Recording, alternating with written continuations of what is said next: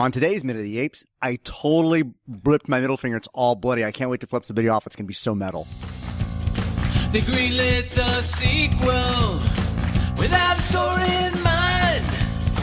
They just wanted to equal an unexpected gold mine. He said, oh no, as Heston said, I got to go. These are just some of the facts you ought to know as we go. Beneath the Minute of the Apes. Beneath the Minute of the Apes. Beneath the Minute of the Apes. Hello and welcome to Minute of the Apes, the daily podcast where we break down every minute of the Planet of the Apes movies 1 minute at a time. Across from me, I've got Richard and Sean, and I am Todd. Besides the bloody finger, how are you guys? Doing all right. Really good. Metal. I'm not. I don't know. I've ever seen you so giddy to be metal. I'm a little scared right now. He's ready to flip somebody off too. So let's start the week off with what we always do. Let's say thank you to the Star Wars Minute guys. Thank you so much for being so inclusive. Everybody, check them out. Get over there and listen to them. Support them. Support all of our fellow movies. Movies by minute. It's easier to say than you think it is, and it's only Monday. But support all those people. So without further ado, Sean, my friend, would you like to tell us what's going on today? All right, we're going to start minute 16 with Taylor handing the reins back to Nova, and ends with Taylor trying to teach Nova sign language by dummies, for dummies, with dummies, To just all dummies dummies. all around. Yeah. All right, let's take a listen to this lovely minute.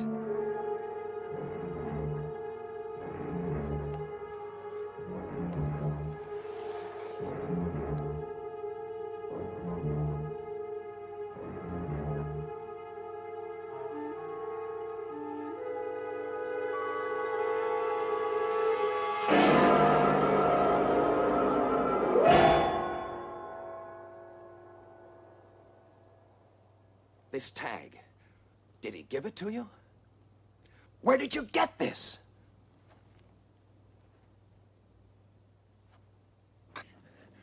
Look, is there someone who can talk? Look, you take me to Taylor. Taylor. All right, as of minute 15, we've got 3 living humans, 4 dead, 1 dead ape, a shrewdness of apes, and a gaggle of humans. And just to correct you real quick, it's minute 16. I mean 16, sorry. That's okay. I just thought we'd set it straight there. For Yeah, Monday. sorry. I'm looking at other minutes as I'm doing minutes. Sorry, Okay, so I'm being bad. So here we are with them out in the middle of everything. Richard, you had a comment about this minute that took me by surprise, but now that you said it, I actually see it, that this was a little bit of a softer moment between our hero Taylor and and heroine. Nova. Oh, yeah. I was like, I said a lot of things about this minute so far leading up to this. Which one were we talking about? Was Richard's it had a lot to say this morning. Was it the bad haircut on Taylor? No, there is this moment with her where she doesn't quite seem so savage. Sure, she can't talk. Mm-hmm. She's no longer making fart face. And Smell the fart. we just had this really chaotic moment, right, with this lightning and the wall of fire and this giant canyon chasm opening up in the desert. And he kind of pleads to her, setting up that something's about to happen to him right in the last minute. We talked about that. He says, if you can't find me, go find Zira. But then there's this really, really quiet moment where they seem to be exchanging things where she actually understands what he's doing. And like her taking face, the reins or whatever? yeah, exactly. He smiles at her. She kind of smiles back. Mm-hmm. He hands her the reins. She seems to kind of know what to do with them. And it's almost like a peaceful moment between the two of them when normally there's just kind of this kind of back and forth, like she's dumb and he's smart. And it was a very soft look on her face. I look at those moments and I keep thinking, I wish she was a little more emotive. Because in that moment, what I saw was, is she ever going to be anything other than a blank slate to everything he says? But really, however, when we just watched it, because Sean wanted to watch it one more time, so we brought it up, we watched it together. With your perspective, I actually saw some of it. And I think you're right. I think that maybe the director said, let's have a sweet, lovely moment, because what comes a few seconds later is horrifying to Nova. Right.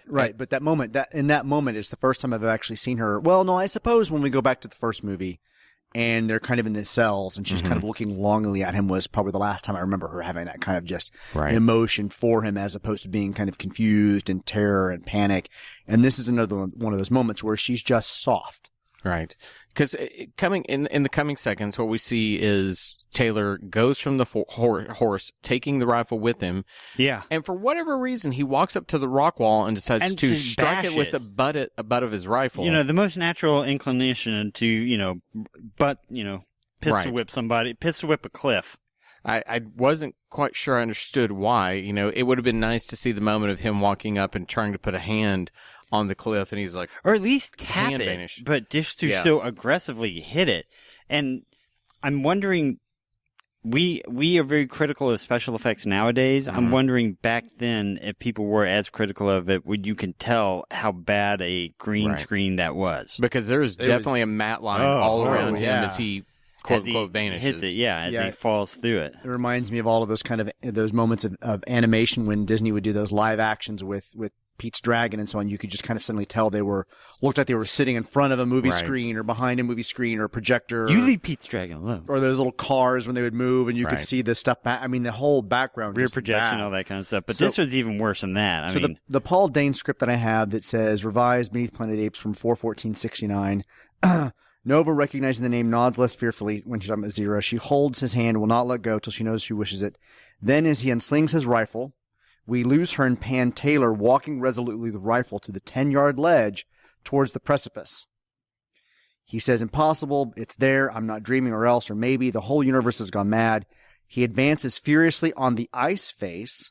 Uses the butt of his rifle to attempt to chop a foothold. So is that supposed to be ice instead of a cliff? But as his rifle butt touches the ice face, the rifle strikes clean through it, and the rest of Taylor's body is unbalanced by the lack of unexpected surface, falls through. Okay, so I'm going to answer your question first, and that makes me think of why they staged this. I think that the writing said let's put an ice face, but I think the budget immediately said we don't have the money for an ice face. But that would also explain why, if there's suddenly ice there, you can break ice with the butt of a rifle. Yeah, so I can see you wanting to hit it and saying, we don't have budget for it. You're making a matte painting, so you can make whatever you want. You paint whatever it wants, so it doesn't have to be a cliff face. But maybe they had a matte painting already of a rock face. Well, when they were in the wide and they'd kind of put them on the canyon surface, the painting of the canyon surface, when he actually walks towards it, I'm not going to say it looks like ice, but it was a paler. Yeah, so it is. Yeah, that's why I'm rosy, asking, because that would make this a much more interesting. I mean, not that it wasn't before, but interesting dynamic of you've got the lightning, you've got the earth opening up, you've got a wall of fire, and then all of a sudden you have a wall of ice. Yeah, so it's like all the elements are being controlled around you. What is going on? And it would make and then especially the fact that he falls through and then instantly it disappears and everything's back to normal. It makes sense why he would try to be butting the surface. Right. Yeah. Because you could, even with very crude special effects of that day, you could do a very crude wipe to where it almost looked like the ice was growing. Something and just that crunching noise that they make. And if for you ice. put that, then suddenly we've suggested it. I understand why he's trying to break it, but as it is, he walks up to a rock face and trying to hit it. And either he's taking out some passive aggression, aggressive. Yeah, but you stupid rocks. He basically rears back, slams at the rock. And vanishes within the rock, which then we get Nova looking, off-camera direction towards where he would be in a very horrific, it's not even a smell the fart look anymore. It's just, no sound whatsoever. And so I'd start wondering, and I don't know this about the difference between simply deaf and mute and all that. I know there are different degrees. Can a mute person, can they make sounds at all? Because why isn't she at least screaming? Why isn't she doing something? Instead, she just opens her mouth. So it continues on, just to kind of bring, before we go to that, it is as though he passed through a bead curtain and there is nothing on the ice face to indicate his passing. Then the ice face vanishes too, and Taylor is nowhere to be seen in the flat, ordinary landscape. Huh. So she does. He falls through. She gives that expression where we get to see those are some white teeth. That's They're beautiful teeth. Oh, yeah. That's like didn't drink coffee. They're not or eating tea. processed sugars in the future, so they're good. They're All just she's doing, done is going into the roughage of apples in the trees. It's just been fructose. I mean, come on, it's And you not think about high it, corn, no corn syrup and all that stuff. They're pulling the corn off and they're eating it right off the cob, and that's nothing boiled there. They're actually the real gritty stuff. So she has gorgeous teeth. They're buffed all the time. But she gives that face. Yeah, And I don't think I've ever seen her give that face before. No. She's definitely horrified, and I don't want to doubt it that she made a choice as an actor and went with it, but my only question is it not having any audio, that there's no, even if, to me, I think it would be very emotional if she made a scream Even that was heard a even gasp. like a gargled, And I'm trying like to. she can't make a noise. I'm I agree. It thinking, would have been nice to have seen something other than just that expression. Right. For sure. but I'm thinking to the first movie, and I can't remember have any of the non-ANSA Don't people know. made any noises at all. So we don't know.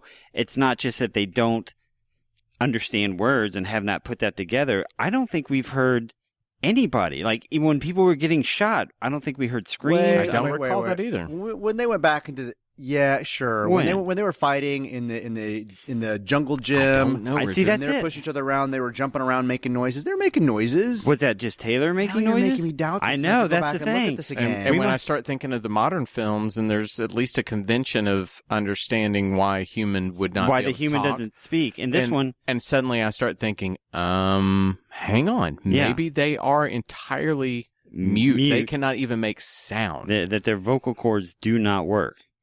Which is a very odd choice. I mean, animals, I know my dogs bark. I know Well, that, yes, you hear you know, animals it's- all the time. If you cannot communicate, I mean, even animals underwater, chirp and squeak and Right. use sonic stuff. I mean, that's a fundamental way of communication because it travels potentially farther than sight can go, depending on where you are. True. If you're in the down Unless in you're the bottom of bionic a well, man. how do you signal somebody at the top that you need help? You yell. I Sure. don't know. So what's really interesting about the script that we have for the shooting script, we talked about this in the last couple of minutes. This now then jumps to the rocket ship and Brenton Skipper for the first time. That's the where the script? shooting script does? Oh, okay. It goes straight to that next Okay, moment. but if you're also doing it in a linear progression, that makes sense. Yeah. Right. Because I could see that they'd say, he's fallen, he's gone, let's now we go get to our our half intrepid hour of explorers. Taylor and let's move on. And then we see Nova appear in front of Taylor or Brent. Makes sense. But again, that's very interesting that they then chose to intercut this and make it a very, at the time, of course, this would have no bearing, but a Tarantino-esque approach to storytelling, which is, Non-linear, taking very much that we don't know when we are to tell the story. Oh man, I went on a tear the other day because I am so tired of that type of storytelling. It happened on Arrow this last week. You hate we start the story and then after the opening teaser, we go 36 hours earlier and then you find out why the good guy was an asshole in the beginning of it. Become so common of a device that it's lost its effect. And I've discovered a lot of writers just can't pull that off, particularly in comics. They do it in comics a lot now. And if you're not a skilled writer, it doesn't work. Well, it's more just impressive confuses if they the do audience it even with. more. It's more impressive if you can do it without the 36 hours earlier. If somehow you can tell the story, telling two different time frames without telling people you're doing different time frames with enough clues that they can figure it out. Because when I think of that, I think of Dunkirk, and I thought what they did with that, it was almost like at first you have to figure it out on your own. Yeah. In fact, that's one I took my daughter to, and she even looked and said, "You go no, wait, hang on," and she started to get it. So it is very difficult, and you have to have those filmmakers that are on the level of the Tarantinos and the Nolans that really understand how to tell these things. It's an interesting choice, and I think it works well in this movie. I think it probably makes it more interesting than telling it linear. I think it does. I think if I were watching this modern, I think it'd be really outside of the way that the effect they use to have her recollect it, which is a little jarring at first. cut back. I think it makes sense. And they're using Brent to continually say Taylor to bring her back to what we assume is the present moment. Yeah. But that's also a weird thing because I kept thinking, and this is really nitpicking their edits, but I kept thinking in her remembrances, it would be very interesting if they split cut his calling for Taylor underneath her remembrance so that while she was remembering Taylor, if she heard him saying Taylor, and they really don't undercut his voice like that a lot. That would be an interesting choice. Yeah, I think that was my idea from last week. Oh, was it? Yeah. I don't recall that. But I mean, something like that would be really interesting, at least if they use those conventions. However, those are conventions that might not have been prevalent in the early 70s. Yeah. Or capable with the editing techniques. Well, not only that, but who knew?